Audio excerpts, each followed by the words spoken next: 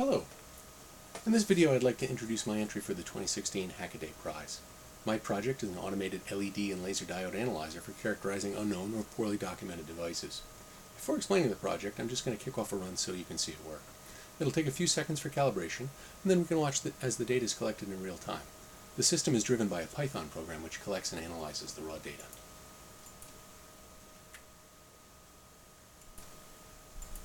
The motivation for this project comes from the poor documentation available for many laser diodes and LEDs. Even for the best documented devices, there are often significant things left off the datasheet.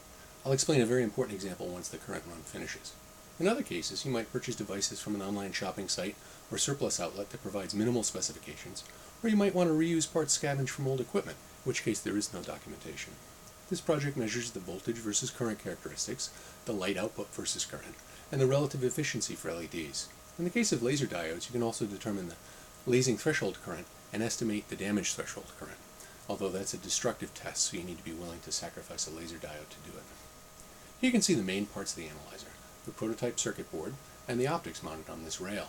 The details of the circuit are explained in the write-up on hackaday.io, but basically there are two versions of the analyzer, the automated version and a simpler manual version, like the one on this board. The basic design is the same as a semiconductor curve tracer, except that the optical output of the device under test is also measured.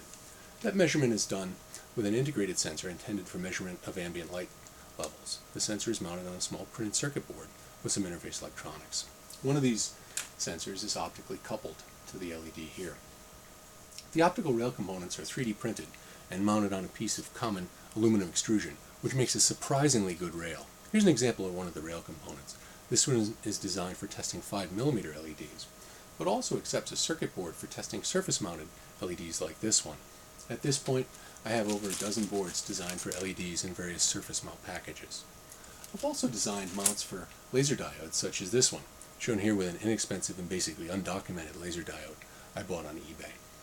On the test setup, I've also mounted a fan to try and keep the device under test at a more constant temperature, since the characteristics are temperature dependent. That's where that annoying hum is coming from. Right now I'm testing an LED like this one, which I purchased from an online site. The only information I had about the LED was that it was supposed to be cyan color and rated for 3 watts of power. It turns out neither one was actually true. To test the LED at higher currents, I mounted it on an aluminum star board like this one. I've used 4-wire sensing in the analyzer to compensate for resistance in the wires themselves. A similar board is mounted here, close to the sensor. Let's take a look at the data that's been collected. In the upper left, we can see the forward voltage of the LED versus current. In this case, the forward voltage ranges from about 2.1 volts to over 3 volts, spanning a current range of 300 microamps to 300 milliamps. This is a graph you'd find on almost all data sheets. In the upper right, we can see the relative luminous intensity as a function of current. Ideally, this would be a straight line, but because of a phenomenon known as droop, LEDs become less efficient at higher currents. You can clearly see the effect of droop in this curve. This kind of graph is found on what I would consider good data sheets. In the lower left, you can see the graph that inspired me to create this analyzer.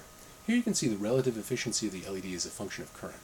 You have to ignore the noise in the very low current part of the plot. In this demonstration, the sensor is exposed to ambient room lighting, and although there's a correction for this in the startup calibration, I usually run the setup in a light-proof enclosure to avoid these errors. In the graph, you can see that the LED rated for a maximum of 1 amp of current is actually most efficient at around 9 milliamps. In fact, 9 milliamps is more than almost 2.5 times more efficient than at the nominal 300 milliamp rating. This is typical of today's indium gallium nitride LEDs, the ones we use for efficient lighting in our homes. They're actually more efficient at currents that are much lower than they're rated for. Of course, to get the same amount of light at lower currents, you need to use more LEDs at a higher hardware cost, but in some circumstances you may be willing to make this trade, like in battery-powered lights, which was my initial application. I've never seen this graph on an LED data sheet, but if you want to design the most efficient LED lighting, this is key information, and analyzing the LED yourself seems to be the only place to get it.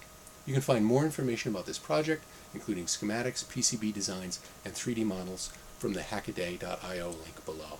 Thanks for watching.